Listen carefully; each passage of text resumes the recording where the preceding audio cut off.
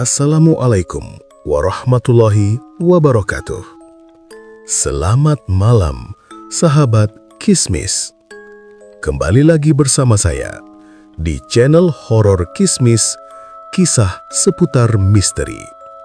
Malam ini, di segmen Naskah Misteri, saya akan membawakan sebuah kisah kiriman dari Ed Aris. Sebuah kisah tentang perjalanan menuju puncak gunung yang berubah menjadi mimpi buruk. Cerita yang berjudul Kisah Pendaki yang Tak Pernah Turun. Namun, sebelum kita mulai, pastikan kalian sudah menekan tombol subscribe, like, dan tinggalkan komentar agar saya semakin bersemangat membawakan kisah-kisah kelam dari balik kabut dan kegelapan malam.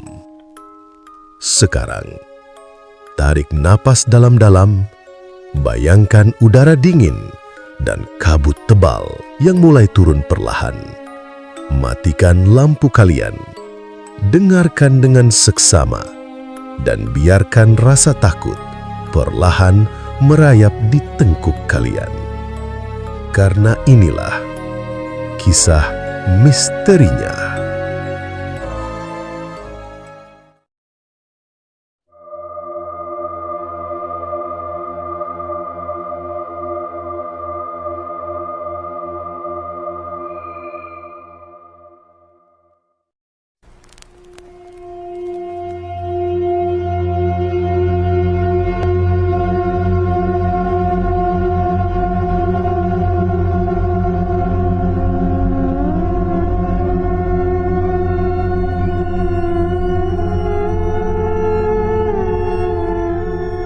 Udara di kaki Gunung Salak terasa lebih berat sore itu.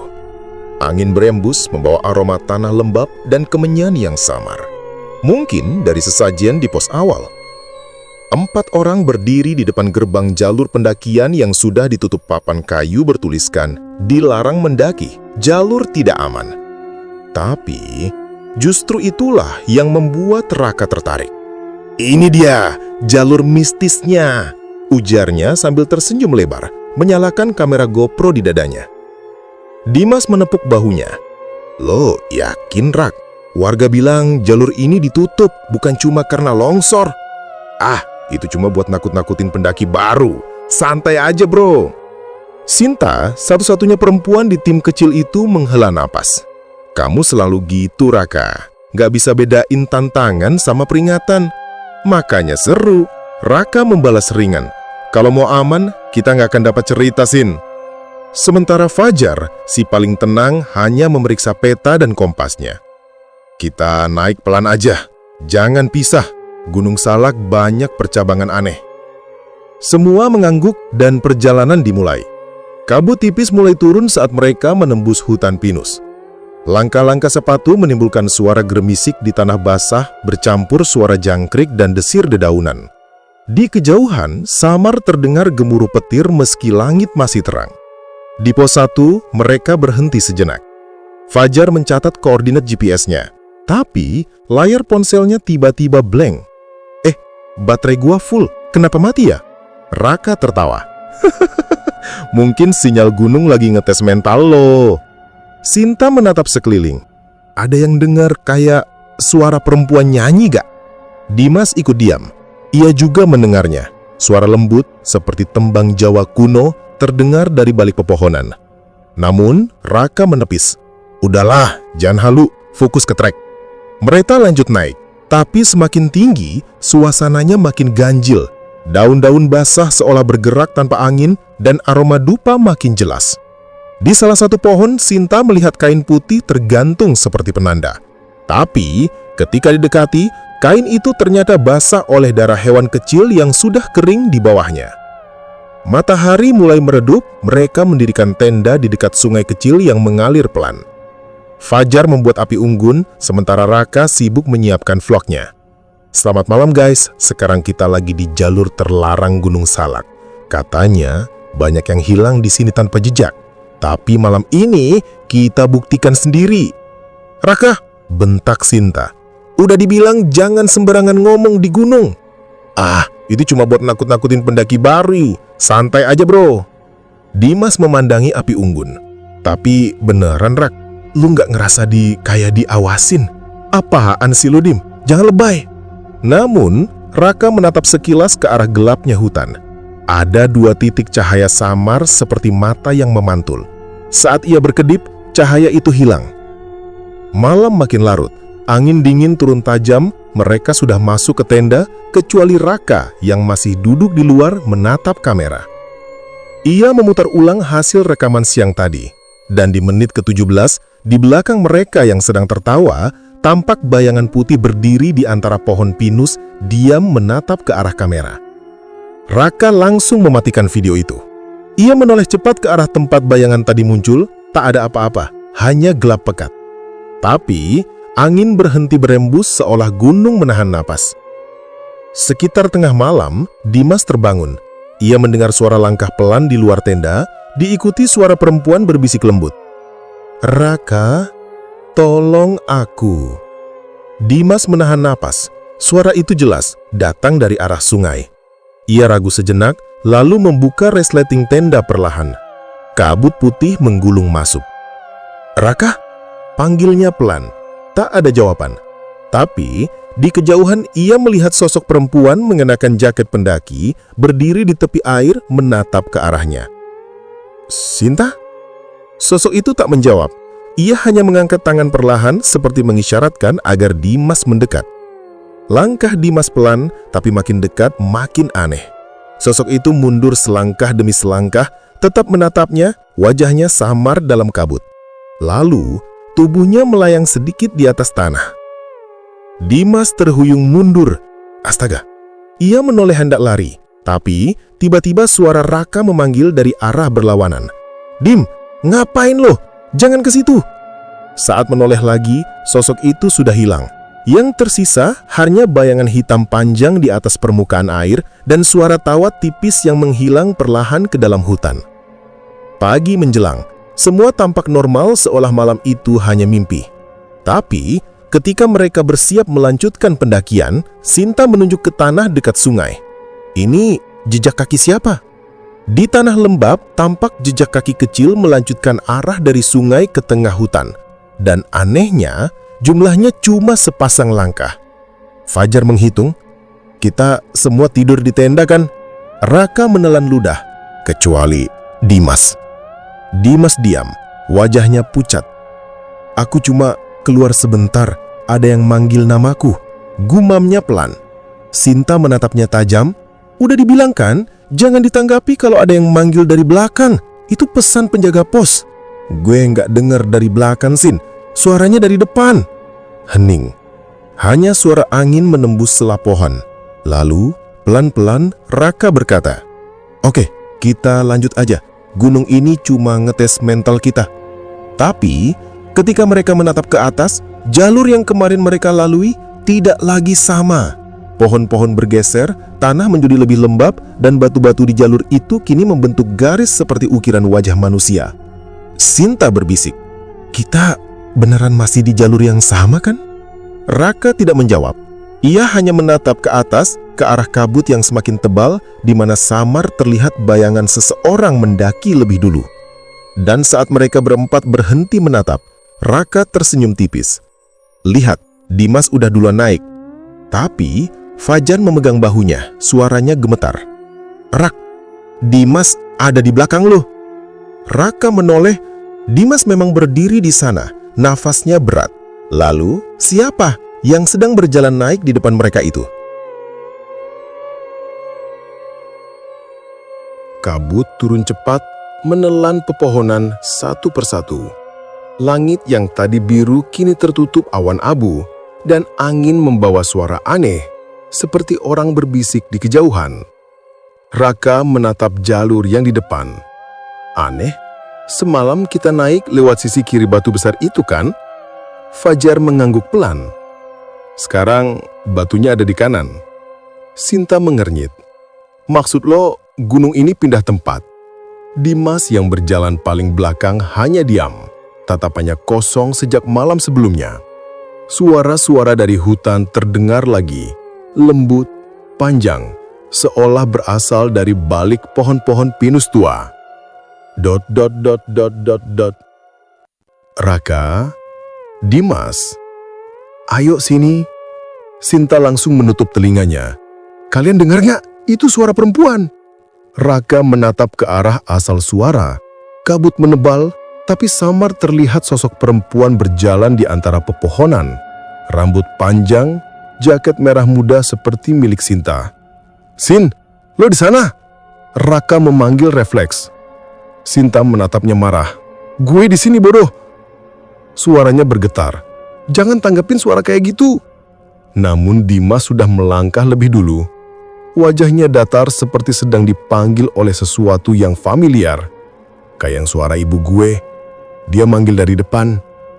Fajar menahan lengannya. Dim, sadar, ini bukan rumah lo. Tapi Dimas menepis kasar. Lepasin, lo nggak dengar ya? Dia manggil gue. Lalu ia berlari ke dalam kabut. Dimas! Teriak Raka, berusaha mengejar, tapi kabut menelan segalanya. Langkah mereka terpecah, Fajar dan Sinta kehilangan arah. Kompas berputar tak tentu. Peta mereka menunjukkan lokasi yang tak ada sinyal. Fajar berhenti, menunduk memeriksa tanah. Lihat, jejak Dimas. Sinta melihat jejak itu menuju ke sebuah lereng gelap penuh semak berduri. Apa kita kejar? Raka ragu. Kalau jalurnya salah, kita bisa ikut hilang. Sinta menatapnya dingin. Lo yang ngajak ke sini. Sekarang satu temen lo hilang. Jangan jadi pengecut rak. Mereka lanjut naik, mengikuti jejak kaki yang perlahan menghilang. Di setiap langkah, suara itu terdengar semakin jelas. Tapi kali ini, bukan hanya suara perempuan. Tolong aku. Ikut aku ke atas. Sini Dimas. Suara-suara itu berubah menjadi gema ratusan bisikan tumpang tindih seperti berasal dari banyak mulut. Kabut menipis sejenak, di depan mereka melihat Dimas berdiri diam membelakangi mereka. Dim! Mereka memanggil. Dimas tak bergerak, tangannya menggantung di sisi tubuh. Saat mereka mendekat, Raka melihat sesuatu yang membuat darahnya dingin. Di sekitar Dimas, tanah basah dipenuhi jejak kaki kecil, seperti milik anak-anak berputar mengelilinginya. Dim, lu kenapa? Perlahan Dimas menoleh, matanya kosong, tapi bibirnya bergerak mengucapkan pelan. Dia sudah ketemu jalannya, Rak. Kita juga bakal ketemu sebentar lagi. Sinta mundur. Dia ngomong apa sih? Dimas tersenyum samar, lalu menatap ke atas tebing. Ada yang nunggu di puncak. Tanpa peringatan, ia melangkah naik menuju jalur batu terjal yang seharusnya bukan bagian dari rute resmi. Fajar hendak menahan, tapi Raka mengeleng. Biarin dulu, kita ikutin dari jauh. Mereka mendaki perlahan. Tanah makin licin, udara makin tipis. Namun makin tinggi, suasana terasa tidak wajar. Burung tak ada, serangga tak bersuara. Lalu dari arah belakang, terdengar langkah-langkah lain mengikuti mereka. Cuma kita bertiga kan? Harusnya. Tapi langkah itu terus terdengar. Cepat, seperti seseorang mengejar. Raka menoleh cepat. Tak ada siapapun. Tapi di tanah lembab, tampak jejak kaki kelima, baru, segar, dan ukurannya kecil seperti milik anak kecil tanpa alas kaki. Ia menelan ludah. Oke, ini mulai gak beres. Sinta menatapnya. Lu baru sadar sekarang? Matahari tenggelam di balik kabut, membuat segalanya berwarna jingga muram. Mereka akhirnya menemukan celah di antara dua batu besar seperti gerbang alami. Di balik celah itu ada jalur menanjak yang tampak lebih jelas. Dan di ujung jalur itu, Dimas berdiri menatap puncak samar yang diselimuti kabut tebal. Dimas! Raka berteriak. Tapi Dimas hanya melambaikan tangan, lalu melangkah masuk melewati gerbang batu itu. Mereka berlari mengejar, namun begitu Raka, Sinta, dan Fajar menembus celah batu itu, dunia di belakang mereka hilang. Tak ada lagi jalur turun, tak ada lagi suara hutan. Hanya sunyi total seolah mereka baru melangkah ke tempat yang tak seharusnya dikunjungi manusia. Kabut di depan berpendar dengan cahaya aneh, seperti nyala obor tapi tak berpijar. Dan dari balik kabut itu, terdengar suara perempuan yang dulu mereka dengar di pos pertama, kini lebih jelas dari sebelumnya. "Selamat datang, kalian sudah di jalur yang benar." Raka menatap ke sekeliling. Tanahnya bukan tanah biasa, lembut seperti pasir abu. Di bawah kakinya ada bekas jejak banyak orang, tapi saat diperhatikan, jejak-jejak itu masuk ke dalam tanah, bukan keluar. Fajar mulai panik. "Rak, ini bukan jalur gunung lagi. Gue rasa kita udah masuk ke tempat lain." Raka menggenggam kameranya erat. "Tenang, kita harus nemuin Dimas dulu." Sinta melihat ke depan, matanya membesar. "Raka, lihat." Di depan sana sosok Dimas berdiri lagi, tapi kali ini dia tidak sendiri. Di sampingnya ada sosok perempuan berpakaian putih lusuh, rambut panjang menutupi wajah, tangannya menggenggam tangan Dimas dengan lembut. Dan Dimas tersenyum. "Aku udah ketemu jalan pulang, Rak." Mereka bertiga terpaku. Angin berhenti, hutan hilang, hanya ada kabut dan suara napas mereka sendiri. Raka maju satu langkah. "Dimas, jangan ikut dia." Perempuan itu menoleh perlahan, memperlihatkan wajah pucat dengan mata hitam kosong. Mulutnya terbuka lebar, terlalu lebar, dan dari dalamnya keluar bisikan bergema 1000 suara. "Kalian semua akan turun bersama kami." Lalu cahaya kamera Raka padam dan semua gelap.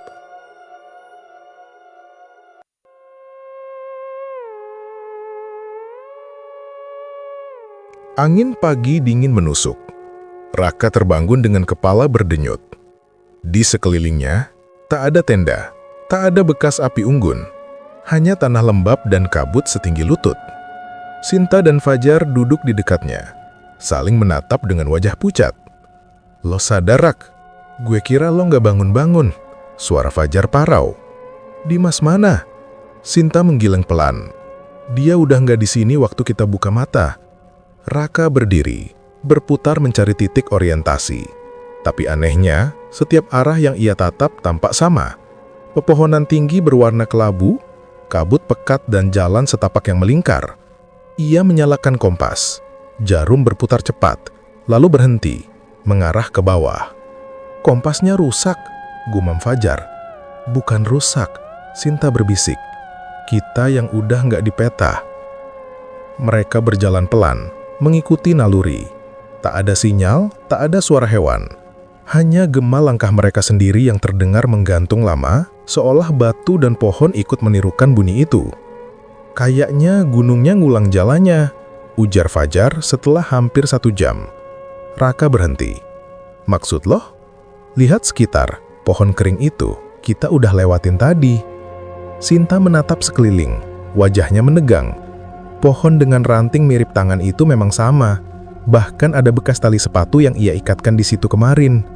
Mereka benar-benar berputar di tempat yang sama. "Gunungnya nolak kita turun," bisik Sinta.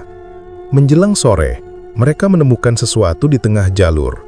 Batu besar dengan ukiran nama-nama yang nyaris terhapus. Raka mendekat. "Ini kayak nisan." Ia menyapu lumutnya dengan tangan, membaca samar tulisan, Arif 2009, Lukman 2014, Nisa 2018. Pendaki tanpa nama, ditemukan tanpa tubuh. Sinta mundur selangkah. "Ini nama-nama pendaki yang hilang di berita itu." Fajar menatap lebih dekat dan membeku. Di baris terakhir, tergores lemah tulisan baru. Raka, Dimas, Sinta, Fajar. Angin tiba-tiba bertiup keras, membawa aroma anyir seperti daging mentah. Malam datang cepat. Mereka tak sempat membuat tenda. Hanya duduk merapat di bawah pohon, berusaha tak panik. Di kejauhan, samar terdengar suara tawa anak kecil disusul bunyi langkah kaki berlarian. Sinta menutup telinga. "Itu suara yang sama kayak di sekitar Dimas tadi." Raka menyalakan senter. Di balik kabut, ada bayangan anak kecil berlari-lari mengitari mereka. Tapi, setiap kali sinar senter diarahkan, bayangan itu hilang, meninggalkan bekas kaki kecil di tanah. Fajar menunduk, wajahnya makin pucat. "Mereka bukan anak-anak, lihat kakinya." Jejak-jejak itu memiliki 4 jari panjang, bukan 5. Raka berusaha menenangkan diri. Kita harus terus jalan, gunung ini pasti punya jalan keluar. Tapi Sinta menatapnya putus asa. Kau masih nggak ngerti ya, Rak?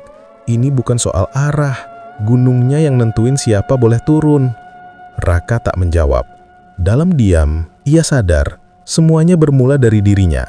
Dari keberaniannya menantang larangan warga. Dari keangkuhan konten vlog yang ingin mencari sensasi. Tapi belum sempat ia bicara, kabut di depan terbelah. Dari baliknya, Dimas muncul. Wajahnya pucat, matanya kosong. Ia berdiri diam di tengah jalan, menatap mereka. "Dim," suara Raka serak. "Kalian masih di sini? Kami cari lo semalaman." Dimas menatap Raka tajam. "Aku udah nemuin jalannya, tapi kalian gak boleh ikut. Jalur ini cuma buat yang dipanggil." "Dipanggil siapa?" Sinta menatapnya penuh ketakutan. Dimas mengedegah, dan untuk pertama kalinya, mereka sadar, di antara dahan-dahan pohon, tampak ratusan tangan hitam menggantung, melambai perlahan, seolah memanggil seseorang ke atas. "Itu, mereka udah nunggu," bisik Dimas. "Kita semua bakal naik bersama." Kabut menutup kembali. Dimas melangkah mundur dan menghilang ke dalamnya.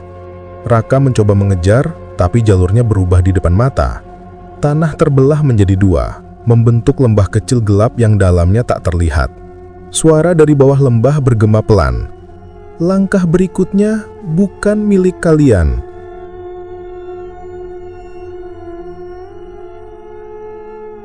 Kabut menggulung sepanjang malam, menelan semua suara. Raka, Sinta, dan Fajar berjalan tanpa arah. Hanya berbekal senter dan rasa panik yang menebal. "Kayak nggak ada pagi di sini," gumam Sinta.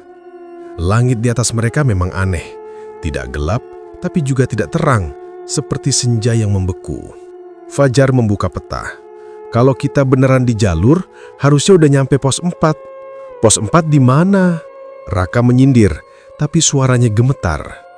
Peta di tangannya kini hanya bercak air dan goresan tak bermakna, seperti tinta yang bergerak sendiri. Sekitar 1 jam kemudian, di tengah kabut yang makin pekat, mereka melihat cahaya oranye samar di kejauhan. "Lihat," seru Sinta, "tenda." Mereka berlari kecil, hati sedikit lega. Benar, sebuah tenda oranye berdiri di antara 2 batu besar dengan cahaya lampu di dalamnya. Asap tipis keluar dari celah pintunya, tanda ada kehidupan. "Pendaki lain mungkin," ujar Fajar. "Kita bisa minta bantuan."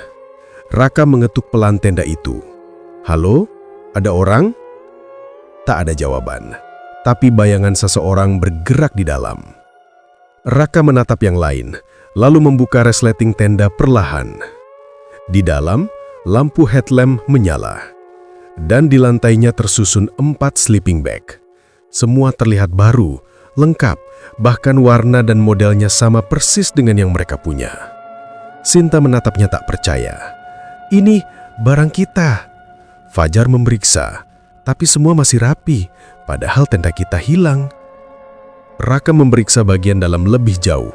Ada kamera GoPro di dekat pintu, juga miliknya. Tapi ketika dinyalakan, video terakhirnya menunjukkan sesuatu yang membuat mereka membeku. Layar menampilkan rekaman tenda itu sendiri. 4 orang sedang tertidur di dalam. Mereka bertiga dan Dimas. Namun ada satu hal yang aneh. Waktu di video menunjukkan tanggal besok. Fajar menatap Raka. "Ini nggak masuk akal." Sinta menggigil. "Gunung ini lagi nunjukin masa depan kita." Tiba-tiba, suara di luar tenda terdengar. Langkah kaki berderak pelan di antara dedaunan. Mereka serempak menoleh. "Siapa itu?" Raka berteriak. Tak ada jawaban, hanya suara napas berat yang semakin dekat. Sinar senter diarahkan keluar, tapi yang mereka lihat bukan manusia. Sosok tinggi berdiri di kabut, mengenakan jaket pendaki penuh lumpur. Kepalanya menunduk, wajah tak terlihat. Dari tangannya tergantung sesuatu. Sebuah papan kecil dari kayu. Tulisannya gores dan samar, tapi cukup jelas dibaca. "Kalian sudah di tenda ini semalam." Sinta menjerit kecil. Dia maksudnya apa, Rak? Kita baru nemu tenda ini. Raka tak menjawab. Sosok itu melangkah mundur, lalu kabut menelannya. Suara kayu patah bergema jauh di dalam hutan, diikuti bisikan yang berulang. Sudah di sini, sudah di sini. Fajar buru-buru menutup resleting tenda, menyalakan lampu lebih terang. Gue gak mau keluar lagi malam ini, katanya. Mereka bertiga duduk berdekatan, jantung berdebar keras. Lalu sesuatu terjadi. Lampu di dalam tenda bergetar, seperti disambar angin dari dalam. Lantai tenda berdenyut pelan, seolah tanah di bawah mereka bernafas. Dari luar terdengar suara gesekan ricisleting, padahal tak ada yang memegangnya. Perlahan, ricisleting itu bergerak sendiri, terbuka setengah. Dari celah itu udara dingin masuk bersama tangan pucat yang merayap perlahan ke dalam. Raka spontan menendangnya, tapi tangan itu lenyap. Namun di tempatnya kini tergeletak foto Polaroid. Fajar mengambilnya dengan gemetar. Foto itu menunjukkan 3 orang duduk di tenda. Wajah mereka sendiri dari sudut yang sama persis seperti sekarang. Hanya saja di foto itu, di belakang mereka ada Dimas sedang berdiri dengan senyum lebar. Sinta menatap foto itu dengan air mata jatuh. Dia ngintipin kita, atau kita yang lagi diintip? Raka menatap pintu tenda. Kita harus keluar. Fajar menahan. Lu gila, di luar ada. Justru itu, kalau kita diam di sini, kita bakal ngulang terus kayak di video tadi. Ia membuka resleting dengan kasar dan menerobos keluar. Tapi yang menunggu di luar bukan hutan. Kabut terbelah memperlihatkan puluhan tenda oranye yang berdiri di sekeliling mereka. Masing-masing identik, menyala redup. Dan dari dalam tiap tenda terlihat bayangan 4 orang duduk, wajah mereka sama. Ratusan versi dari diri mereka sendiri. Suara angin membawa bisikan serentak dari segala arah. Kalian sudah di sini sejak lama. Raka mundur, hampir jatuh. Sinta berteriak, Fajar, Raka, ini mimpi kan? Fajar menatap kabut, bibirnya bergetar. Kalau ini mimpi, kenapa aku ingat rasa dinginnya? Satu persatu tenda di sekeliling mulai padam cahayanya.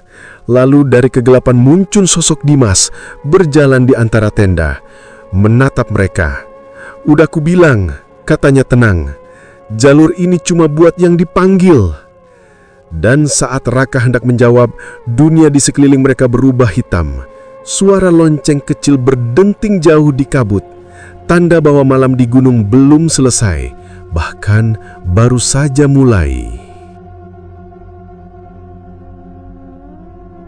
Pagi datang tanpa cahaya matahari. Kabut masih sama, tapi hawa di sekitar tenda berubah. Lebih dingin, lebih berat. Sinta terbangun pertama kali. Ia menoleh, lalu matanya melebar. Raka, Fajar nggak ada. Raka langsung bangun menatap ke sekeliling. Sleeping bag Fajar kosong, tapi terlipat rapi. Sepatu, jaket, carrier, semua ada, seperti baru ditata dengan sengaja. Sinta berbisik. Dia nggak mungkin jalan sendiri tengah malam. Raka keluar tenda. Tanah di luar basah, tapi tak ada jejak kaki sama sekali. Kayak dia beneran lenyap, gumamnya. Mereka menunggu. 1 jam, 2 jam. Tak ada suara, tak ada tanda kehidupan selain desiran angin yang kadang terdengar seperti nafas panjang dari balik pepohonan. Raka memutuskan untuk mencari ke sekitar. Ia menandai tenda dengan pita merah dari tas Fajar. Lalu berjalan mengikuti arah barat, arah yang seharusnya menuju pos 4. Namun baru beberapa langkah, ia melihat sesuatu di tanah. Tali gelang paracord warna hitam milik Fajar melingkar di akar pohon. Raka jongkok meraihnya, tapi begitu disentuh, gelang itu masih hangat, seolah baru saja dilepaskan. Sita, sini deh, panggilnya. Tapi tak ada jawaban. Raka menoleh ke belakang. Tenda masih ada, tapi Sinta tak terlihat. Ia memanggil lagi lebih keras. Sinta! Sunyi. Ia kembali ke tenda dengan nafas memburu. Sinta duduk di dalam, menatap lantai tenda dengan mata kosong. Lu kemana? Tanya Raka. Sinta tak menjawab, hanya menunjuk ke lantai tenda. Raka menatap ke bawah dan darahnya seolah berhenti mengalir. Di lantai tenda, di atas tanah lembab, tergores tulisan samar dengan jari. Sudah satu yang diambil. Tulisan itu segar, tanahnya masih basah, tapi tak ada siapapun di sekitar. Malam berikutnya datang cepat. Sinta mulai gemetar setiap kali kabut makin tebal. Raka, gue ngerasa dia masih di sini. Fajar, gue juga pengen percaya gitu. Tapi kalau gunung ini udah milih, kita nggak bisa. Belum sempat ia lanjutkan, terdengar suara langkah berak di luar. Bukan hewan, langkah itu pelan tapi mantap, seperti seseorang berjalan tanpa terburu-buru. Raka menyorotkan senter ke arah suara. Kabut bergerak. Dari jauh tampak sosok Fajar berjalan perlahan ke arah mereka. Tapi ada yang salah. Tubuhnya kaku, kepala sedikit miring dan matanya kosong. Fajar, itu lu kan? Seru Raka. Fajar berhenti sekitar 10 meter dari tenda. Lalu dengan suara parau, ia berkata, "Kenapa kalian masih di sini? Aku udah pulang." Raka membeku. "Apa maksud lu?" Fajar mengangkat tangan, memperlihatkan sesuatu di telapak, gelang hitam yang sama. Sinta menutup mulut menahan tangis. "Itu, gue nemuin gelang itu tadi pagi." Fajar tersenyum kecil. "Ya, karena aku udah kasih ke kalian." Lalu tubuhnya bergetar perlahan, kabut di sekitar memutar seperti pusaran air, dan sosok itu hancur jadi abu dingin. Setelahnya, tanah di depan tenda terbelah sedikit, membentuk cekungan kecil seperti kuburan yang belum ditutup sempurna. Raka dan Sinta hanya bisa saling pandang tanpa kata. "Gunungnya ngambil satu," bisbik Sinta. Raka menatap ke langit yang tertutup awan. Pertanyaannya, siapa berikutnya? Malamnya Raka menulis di buku catatan kecil, satu-satunya benda yang masih ia pegang sejak awal. Hari keempat, Fajar hilang. Kami belum bisa keluar. Jalur yang sama tak pernah mengarah ke tempat yang sama. Gunung ini hidup, dan dia lapar. Saat ia menutup buku itu, terdengar suara berbisik lembut di telinganya. "Namamu sudah ditulis." Raka menoleh cepat. Di sebelahnya, Sinta sudah tertidur.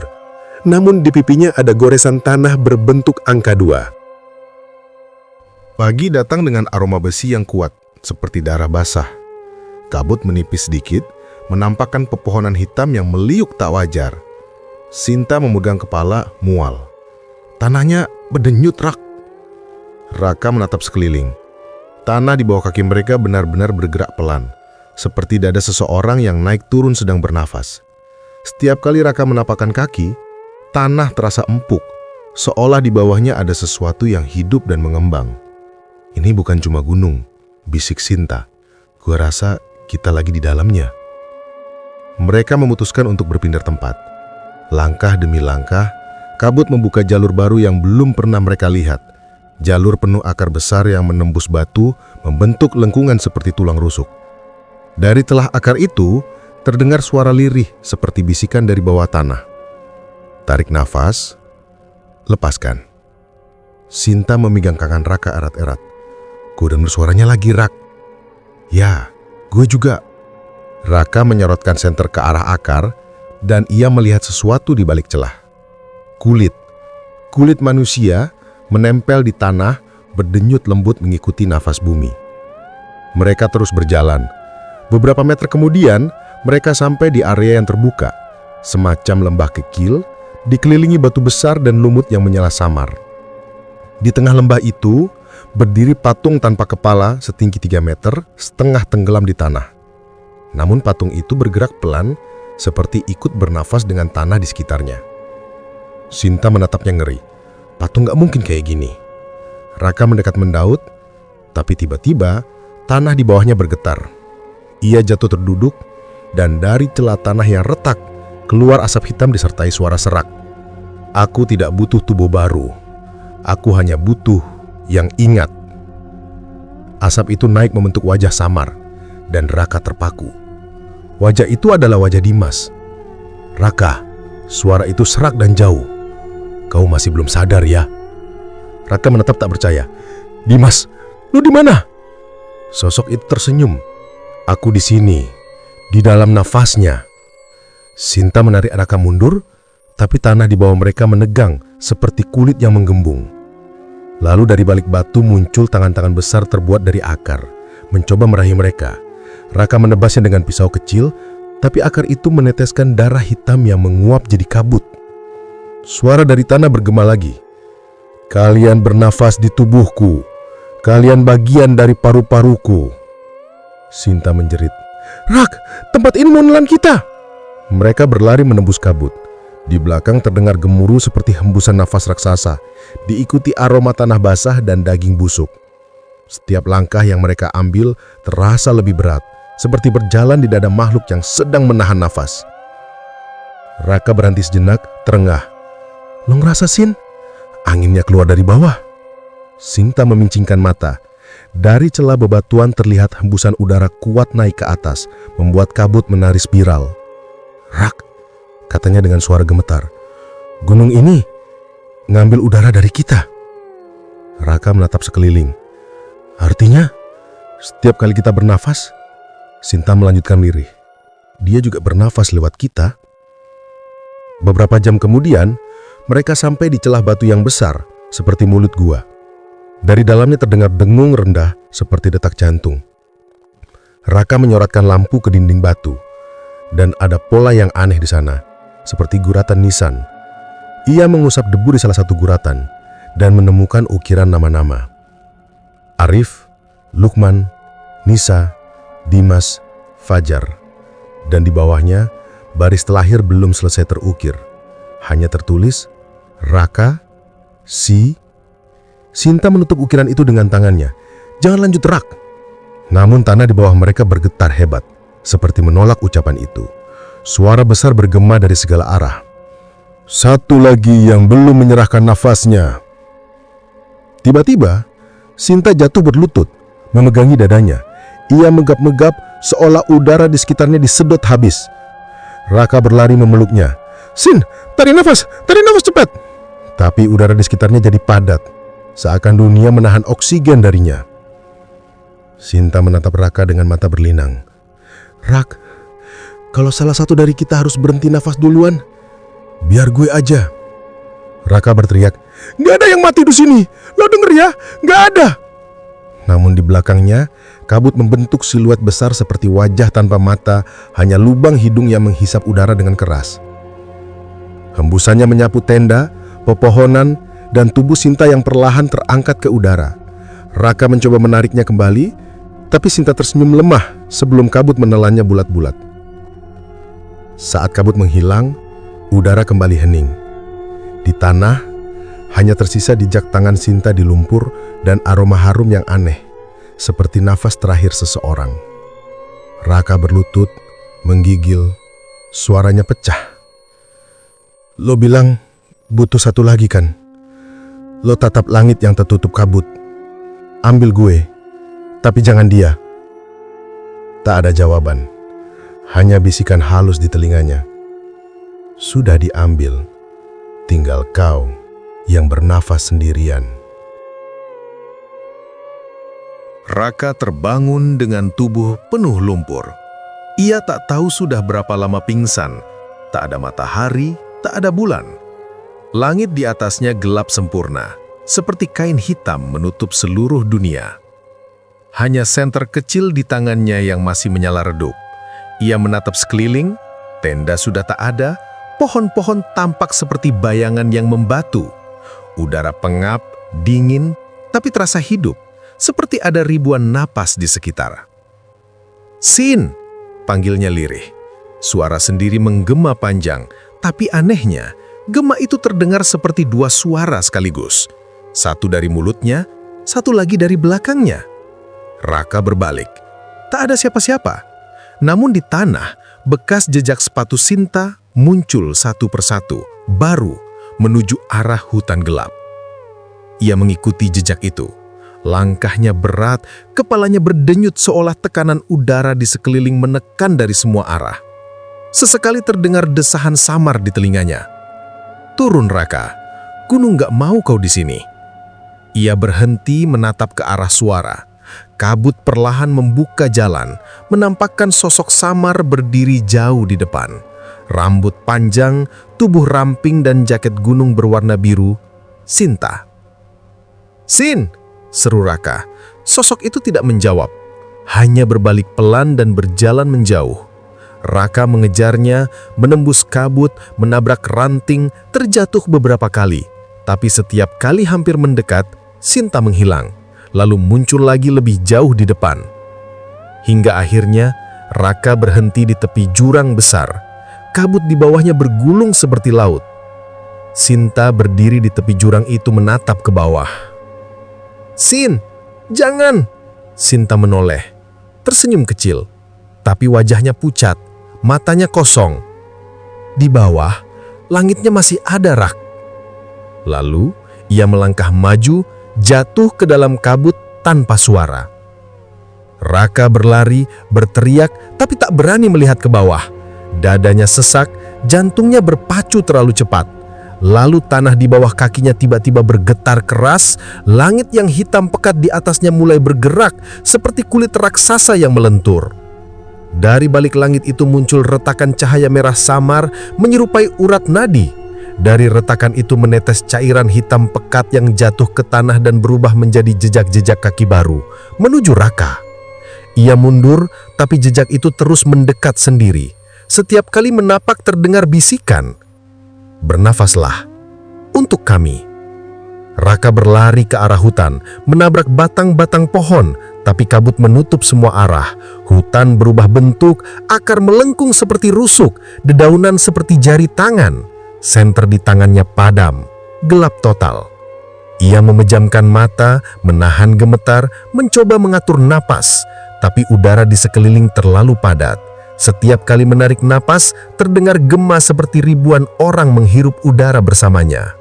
"Gue masih hidup," bisiknya. Namun dari dalam kegelapan terdengar suara perempuan lembut, nyaris seperti Sinta. Masih hidup, tapi bukan di dunia mereka lagi. Raka membuka mata. Di depannya berdiri Sinta, tapi wajahnya separuh gelap, separuh seperti bayangan air. Tangan kanannya menggenggam potongan kayu berbentuk salib kecil. "Lo harus balik, Rak. Gunung ini udah nutup langitnya." Raka menatap ke atas dan benar. Langit kini bukan sekedar gelap, tapi tampak padat seperti dinding batu hitam melengkung menutup seluruh cakrawala. "Langitnya jadi bagian dari gunung," katanya nyaris berbisik. Sinta mengangguk. Sekarang gak ada atas, gak ada bawah, hanya napasnya yang tersisa. Tiba-tiba, kabut di sekitar bergulung cepat dan sosok Sinta mulai bergetar. Wajahnya retak seperti kaca dan dari retakan itu keluar asap hitam. "Dia datang," kata Sinta. "Jangan panggil nama gue lagi, Rak. Kalau lo panggil, dia bakal tahu lo masih hidup." Raka menatapnya